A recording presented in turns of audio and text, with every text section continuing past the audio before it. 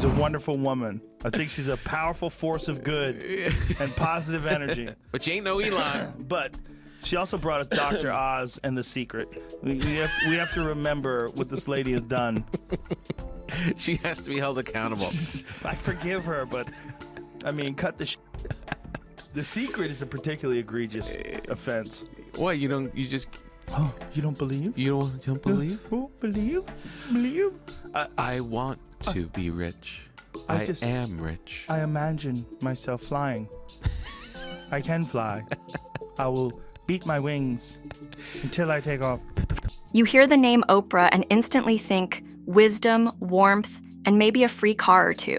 But what happens when that carefully polished image gets torn apart by two of the bluntest voices in media? Joe Rogan and Megyn Kelly didn't just raise eyebrows. They set fire to the very foundation of Oprah's empire.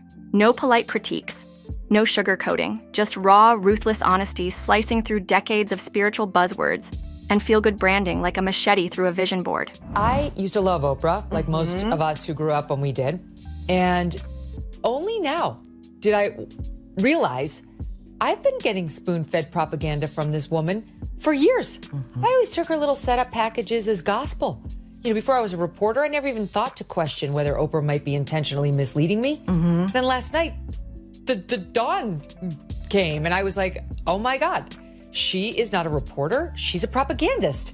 What they exposed wasn't just one woman's contradictions, it was an entire belief system dressed up in cashmere, lit by scented candles, and protected by a fortress of curated vulnerability. The question isn't whether Oprah's empire is flawed.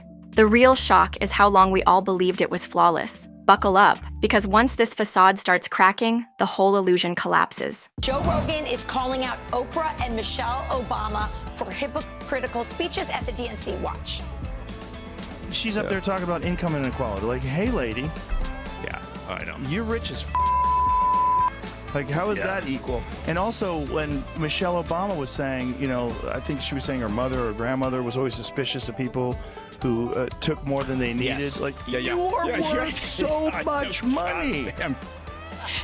Take more than they need. The Obamas have 4 mansions. I mean, it's a bunch of rich people talking about rich people. Long before she was sipping chai in Montecito and shaping national conversations, Oprah Winfrey was just another rising media voice. But what she built over the decades wasn't a show. It was a full-blown belief system. Her rise wasn't just meteoric, it was mythological. And at the center of it all, a message wrapped in soft tones and velvet couches. Trust your gut, love yourself, and oh, buy the book. The couch became her altar, the applause her hymn, and millions of viewers tuned in not just for entertainment, but for direction.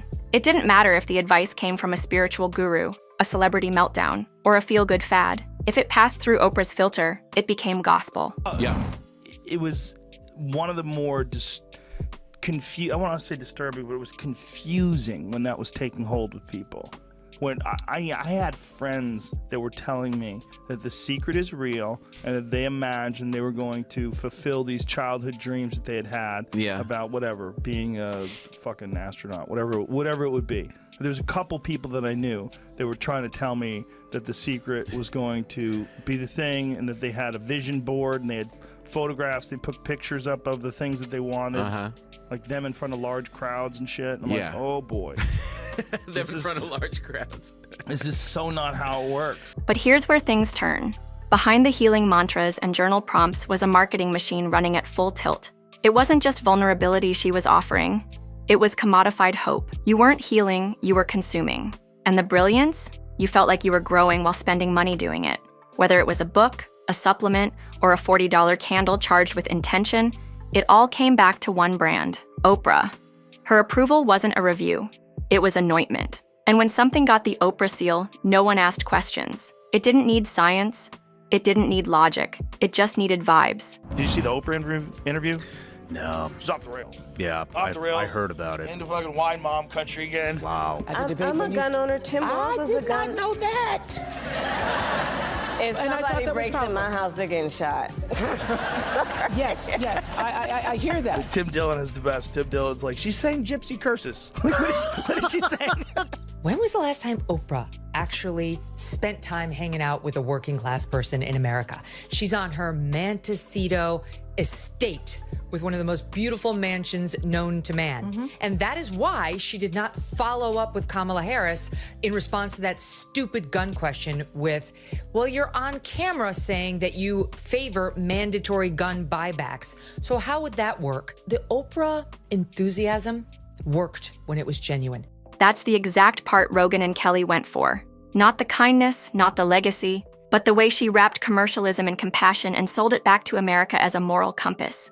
For years, Oprah's empire ran on intuition and emotional resonance, and questioning it felt like sacrilege. But what happens when that emotional GPS leads people off a cliff?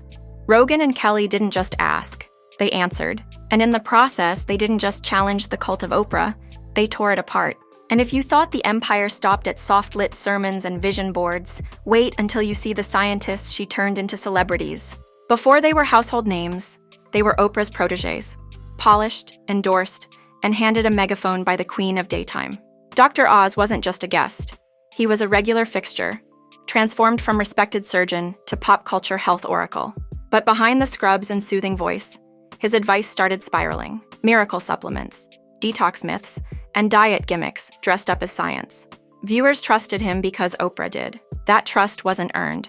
It was borrowed. And then came Dr. Phil, her other brainchild. Marketed as the no-nonsense tough talker America needed, he strutted onto stages diagnosing strangers like a game show host with a psychology degree. The man hadn't been licensed to practice in decades, yet millions followed his every word like gospel. Yeah, so let's think of when The Secret came out. I want to say that was like 2006-ish. 2004. 2006, Nice. okay. So 12 years ago, she was 50 years old.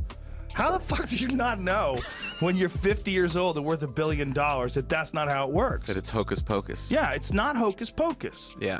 And to sell that to people is crazy. And that's a book that sold, I think I was reading, it sold somewhere in the neighborhood of 20 million copies. Wow. Is that what it says, yeah? Jeez. That's crazy. What Oprah gave them wasn't just fame. It was credibility, untouchable and unearned. Joe Rogan didn't mince words. He compared the whole thing to handing grenades to influencers. Megyn Kelly cut even deeper, pointing out that Oprah had unleashed two media giants whose empires were built not on healing, but on spectacle. And when the backlash came, Oprah didn't step in. She didn't clarify, apologize, or course correct. She vanished from the narrative, leaving behind two talking heads spinning damage into daytime ratings. This wasn't just bad judgment. It was a pattern. And the consequences didn't end on camera. But that was only the beginning, because Oprah wasn't done shaping what the public believed. What came next blurred the line between inspiration and full-blown fantasy. She's trying to shove messaging down my throat of whatever she believes, not what's real. So, you remember she did that, like, kind of factual interview after the, quote, documentary of Michael Jackson? Yes. That was so dishonest. Yes. She did not raise any of those accusers' serious compromising facts when she had them right there. Maybe they're telling the truth, maybe they're not. But as a journalist, you have to at least ask. You know, you've got multiple lawsuits against his estate, sir. Might that be an incentive to lie? Didn't ask. When Oprah handed The Secret the spotlight, she wasn't just recommending a book, she was handing out a worldview. The message? Think hard enough and the universe delivers. No action, no policy, no hard truth, just vibes and vision boards. Suddenly, serious problems like illness, poverty, even trauma weren't obstacles. They were mindset malfunctions. Joe Rogan couldn't believe it. You're telling people reality is optional? He scoffed. Megyn Kelly was sharper. She called it toxic optimism in designer packaging. Millions bought in. Not just the book, but the belief that effort was secondary to energy. And it wasn't just naive, it was dangerous. Because when the universe didn't deliver, it wasn't the system's fault. It was yours. You didn't wish hard enough. You didn't attract success with the right frequency. Oprah's brand of soft-spoken empowerment had crossed a line, from inspiration to indoctrination. And she didn't just endorse it, she owned it. Her stamp made it gospel. For some, it was harmless. For others, it was a detour from real solutions, sold with a smile and a bestseller badge. But if The Secret pushed belief over facts, You've got these accusations against him. You had a book that you were supposed to produce about Michael Jackson in the context of litigation where you were required to turn this stuff over, and you lied saying that you didn't have it. And you only got found out because Random House and these other publishers admitted you shopped it to them and turned over the metadata to Michael Jackson's estate. My point is simply, this one accuser was very compromised, and she had him right after the documentary. It aired on HBO right after. Didn't ask a question. Then she gets Meghan Markle. That was another propaganda fest. Oprah's next move was even bolder, stepping into the political ring with the same emotional toolkit. Just when you thought Oprah had reached her final form, wellness mogul, spiritual guru, book club monarch, she switched lanes again, this time into politics. Not as a casual commentator, but as a full-blown kingmaker. Her endorsement became the golden ticket. Candidates weren't just vetted, they were vibe-checked. If they aligned with Oprah's spiritual truth, the anointing followed. Joe Rogan called it what it was, political cosplay wrapped in incense. He couldn't believe a billionaire in a private vineyard was pitching herself as the voice of the people. Megyn Kelly went further. She picks senators the way she picks skincare, she said, based on feelings, not facts. And yet, the public followed, as if voting could be guided by the same instinct used to choose a gratitude journal. This wasn't about policy.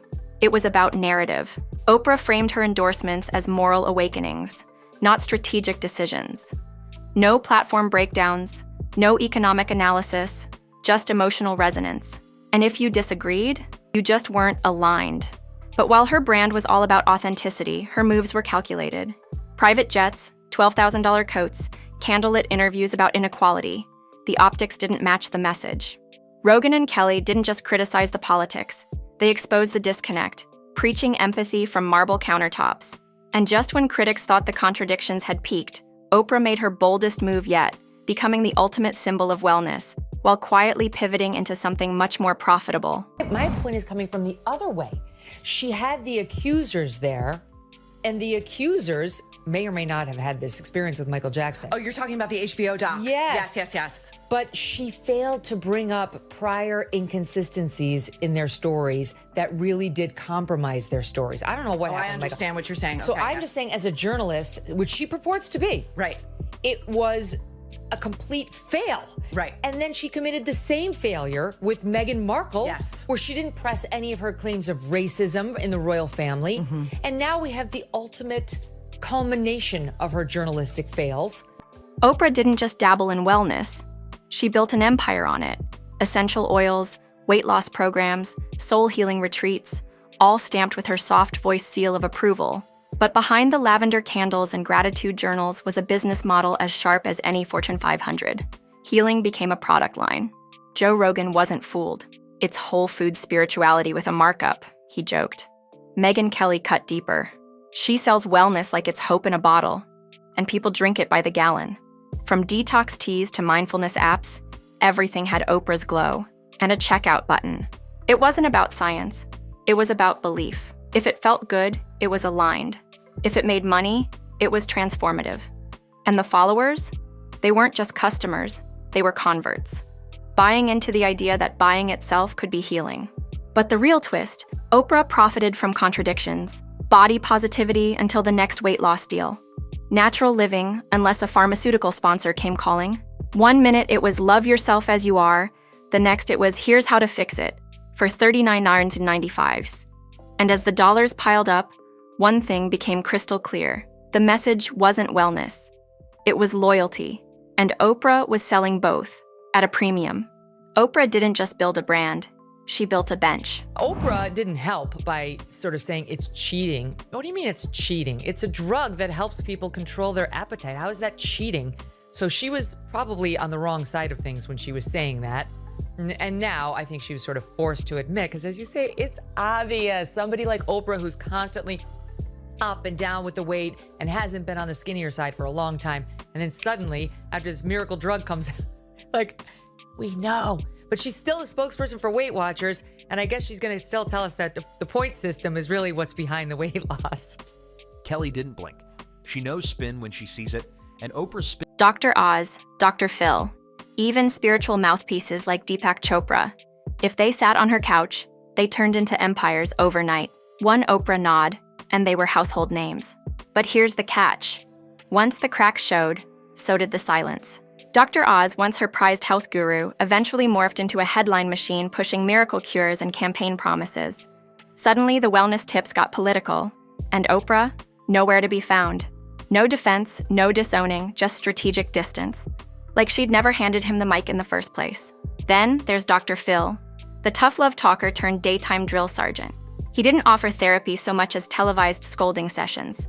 Ratings gold, sure, but when the backlash came, Oprah wasn't exactly rushing to explain how he got there. Even the spiritual enlighteners like Eckhart Tolle and Deepak Chopra, their vague wisdom quotes filled shelves and screens. But when critics started asking what any of it actually meant, Oprah stayed cloaked in incense and plausible deniability. Megyn Kelly didn't hold back. She built them, backed them, banked on them, and ghosted them when things got messy. Rogan agreed. It wasn't just bad judgment. It was calculated brand protection. Because the moment one of Oprah's gurus stopped looking like guidance and started looking like liability, they weren't part of the empire anymore. They were just another chapter she'd quietly skip in her next self-help bestseller. Some celebrities get criticized. Oprah gets canonized.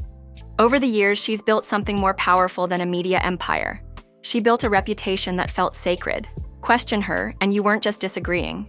You were out of alignment. Joe Rogan called it what it was, a Teflon brand. No matter what questionable advice was pushed, what flawed experts were promoted, or what contradictions came up, none of it stuck. The public didn't want to believe Oprah could be wrong. She had transcended scrutiny. Megyn Kelly didn't mince words. Oprah isn't just a personality. She's a protected category. From magazine covers to presidential endorsements, she played both sides. When she first hit the scene in like the 1980s and she was fresh out of Chicago, she was in Chicago for the launch of her national talk show, she was something electric and interesting and authentic, you know? I miss Fat Oprah. She was just genuine. Now this thin Ozempic Oprah has lost, along with the pounds, her heart, her sense of authenticity. And what we're getting these days is this cleansed, elite, billionaire version who wants to scrub the record of facts. Then came the pivot. Oprah's new era. Less book. The relatable every woman and the untouchable icon, all while staying wrapped in soft lighting and even softer accountability. The real genius? She never fought criticism. She floated above it. When things went sideways, she didn't clap back. She vanished into curated silence. No apologies, no explanations. Just a quiet pivot into the next project, brand, or cause. And while most media figures eventually get held to the fire, Oprah somehow kept walking through it without a scratch, or even a spark. Because when you've built an identity on empowerment, vulnerability, and soul-deep sincerity, people don't just watch you, they defend you. Even when the truth starts leaking through the cracks in the glow. Oprah spent decades telling people to find their inner light. Then one day, she stopped just guiding conversations and started steering elections. Her influence leapt from the couch to the campaign trail, backing candidates with the same warmth she once used to sell book club picks. Except now, it wasn't just what to read, it was who to vote for. And the shift was quiet, almost graceful. But for critics like Rogan and Kelly, it was anything but subtle. She's not just recommending novels anymore, Rogan said. She's shaping narratives on a national scale. And when Oprah endorsed someone, it wasn't just support. It was a cultural signal. The unspoken message? If you disagree, maybe you're just not as enlightened. Kelly cut deeper. She wrapped political endorsements in spirituality, emotional language, and moral authority. Like voting was just another form of personal growth. But here's the twist. Her backing didn't come with policy debate or hard questions. It came with vibes. With "this candidate feels right." It blurred the line between inspiration and manipulation, between connection and control. Because the Oprah effect didn't end when the cameras did. It followed viewers into the voting booth, their wallets, and their worldview. And what looked like evolution to her fans? To Rogan and Kelly, it was the final transformation, from media mogul to kingmaker in Kashmir. In the end, Oprah didn't just build a brand, she built a belief system. One where intuition outweighed information, where vulnerability was monetized, and where criticism was deflected with a smile and a quote about finding your truth. Rogan and Kelly didn't break new ground. They just shattered the silence. They peeled back the velvet curtain to show us that behind the soft piano music, tearful guests, and spiritual catchphrases was a billion-dollar machine fueled by curated sincerity and weaponized optimism. For years, Oprah sold transformation, but the fine print always led to a product, a personality, or a political message. And people bought it, not because they were fooled, but because the packaging was flawless. She made self-help look like salvation, and influence feel like intimacy. But as Rogan and Kelly showed, when you strip away the lighting, the incense, and the endless affirmations, you're left with a hard truth. Oprah's empire didn't thrive on clarity. It thrived on comfort. And when that comfort gets challenged, what's exposed isn't just a media mogul. It's a myth so polished, we stopped asking if it was ever real. Because sometimes, the most dangerous illusion isn't the one that lies to your face. It's the one that teaches you to lie to yourself, softly, and with gratitude.